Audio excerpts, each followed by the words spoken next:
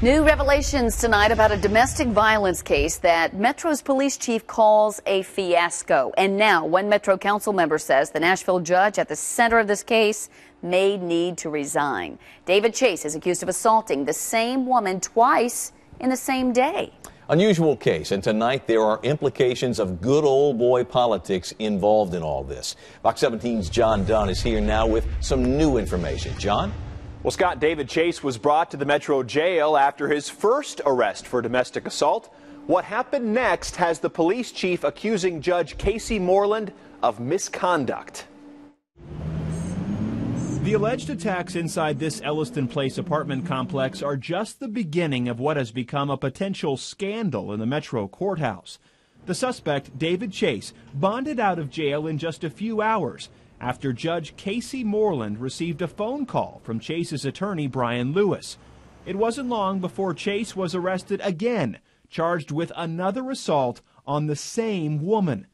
Metro Police Chief Steve Anderson is not mincing words in a new memo, calling the situation a fiasco and saying, quote, "I certainly resent Judge Moreland's implication that this is just good old boys doing what good old boys do, and that I should understand. For the record, I don't understand." These pictures from Facebook seem to reveal a close friendship between Judge Moreland and Chase's attorney, Bryan Lewis.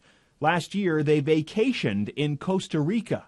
I think that the judge should be accountable. If you actually don't follow a process, then you should explain why. Metro Council member at large Megan Berry says the 12-hour cooling off period that is often used in domestic violence arrests should have been followed in this case. She says Judge Moreland put the life of the victim at risk. That he needs to account for his actions, and if he can't account for his actions, he should resign. A task force spent 2 years studying domestic violence in Nashville and found that judges have a habit of waiving the 12-hour cooling off period. In 1 month, 40% of the suspects were let out early.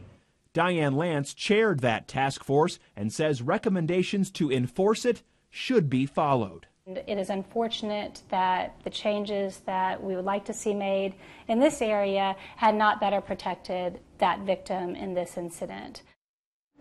Judge Moreland did not return our phone calls today, but we're told Nashville judges may be changing the current policy. And at least one state legislator is now calling for some new laws. More on that effort tonight at 10. John Dunn, Fox 17 News.